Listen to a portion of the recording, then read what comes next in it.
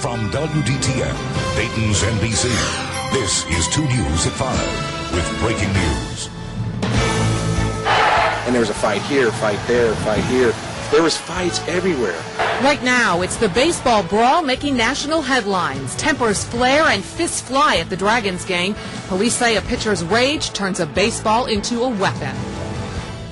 And right now at 5, as the Dragons get ready to retake the field, the opposing team's pitcher sits in jail. Good evening. I'm Mark Allen. And I'm Michelle Kingsfield. He's accused of assault after throwing a baseball into the stands at Fifth Third Field and hitting a fan. Mike Shell live at the ballpark to begin tonight's triple team coverage of the base brawl. Mike.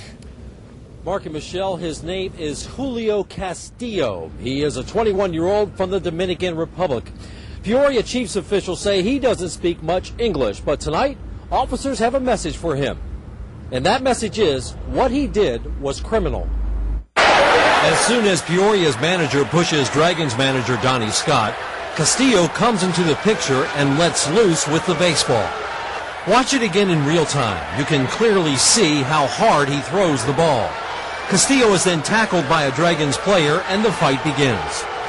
According to the police report, Castillo was attempting to actually throw the baseball at a player inside the Dragons dugout who he had some kind of confrontation with earlier in the game.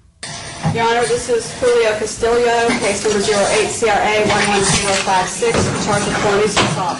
In court Friday afternoon, Castillo was arraigned on felony assault charges. He speaks very little English, so an interpreter informs him of what's happening.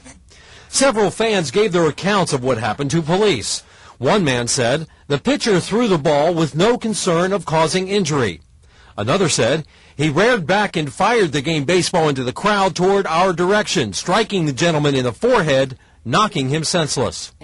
The only words Castillo uttered in court were to explain to the judge where he kept his passport. It's in the house in Peoria. It's in his house with Mr. Santana and Mr. Lara in Peoria, Your Honor. The judge ordered Castillo held on $50,000 bond, and he must surrender his passport. Now, if convicted, Castillo could spend between 2 and 8 years in prison and fined up to $15,000. It will be up to the league president to decide whether or not Castillo ever takes the mound again. Reporting live from Fifth Third Field, Mike Shell, 2 News on your side. Okay, Mike, thank you. Well, when the ball came flying into the stands, it hit 44-year-old Chris McCarthy of Middletown. Reports show he went to Miami Valley Hospital where he had a CAT scan for a head injury, but doctors determined he was okay and let him go home. McCarthy did press charges against Castillo. The ball that hit McCarthy bounced off his head and landed in the lap of another Dragons fan. Mandy Sheridan continues our triple team coverage with what he saw when the fists and the ball started flying. Well, Michelle, Tim Halls of Miamisburg says he was completely shocked when the fight broke out here at Fifth Third Field last night, and then even more shocked when the ball that police said was used as a weapon landed right in his lap. There was a fight here, fight there, fight here. There was fights everywhere. Tim Halls of Miamisburg was sitting just a few seats away from Chris McCarthy when McCarthy was hit by the ball thrown into the stands by Peoria pitcher Julio Castillo. Halls told me it's something he'll never forget. Throwing around and bouncing off that guy's head, and the ball ended up in my lap. Halls gave the ball to McCarthy's family, but it was later taken by police as evidence. He says the most disturbing part is Castillo not only threw the ball, but this video shows him walk back towards his dugout, pick up a bat, and begin swinging it at the crowd moments later. If I'm throwing a ball and I just realized I hit a man in the head, oh my Lord, I'd be like really chilling out. But no, he was in a rage. Halls was at the game celebrating a friend's son's 6th birthday, but that celebration turned scary. His son's name they put up on the scoreboard, and he was just soaking it all in and having fun. And then this breaks out. He said, "Dad, I'm scared. I want to go home." He told me and Tim that he didn't want to play baseball anymore because he didn't want to be around blood and violence. Dragons workers gave the birthday boy an autographed ball since the one they caught was confiscated. They brought him out a Dragons Lair T-shirt, a Dragons Lair hat, and a overhead, like an aerial view picture of the stadium.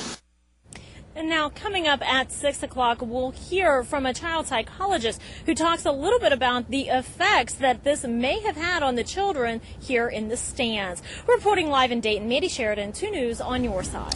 All right, Mandy, thank you. Now, while prosecutors are charging Castillo for his role in the fight, Dragons, Chiefs, and Midwest League officials are still deciding how they will punish the other many players involved in the melee. Hutch Kahneman live with new information about the possible sanctions. Hutch. Well, Mark, I just came back from Fifth Third Field where the Dragons and Chiefs were warming up, quite subdued actually. Call it the calm after the storm. After last night's brawl, 8 Dragons players along with manager Donnie Scott and 7 Peoria players along with acting manager Carmelo Martinez were ejected after the fight. A total of 15 players tossed out. Those ejections were erased after officials from the team's parent clubs, the Reds and Cubs, expressed concern about having pitchers play field positions to cover the shortage. The game resumed and the Dragons won 6-5. Suspensions from the Midwest League were expected to be handed down this afternoon, but League President George Spelius held off any decisions pending further review. The league president wanted more time to look at the video, talk with the umpires, review the reports, and basically knows that it's an important thing. It's going to affect the pennant races, and take as much time to make sure he gets it correct, realizing the impact this is going to have on the clubs involved. Dragons officials expect the suspensions to be announced this weekend or at the very latest on Monday. Tonight is the last game of the series between Dayton and Peoria. In fact, these teams won't face each other again this year in the regular season.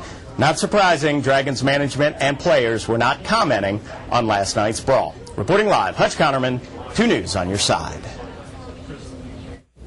All right, Hutch, thank you. Stay with 2 News for continuing coverage of this major story. Plus, you can check for new developments and view the video anytime on the web at WDTN.com.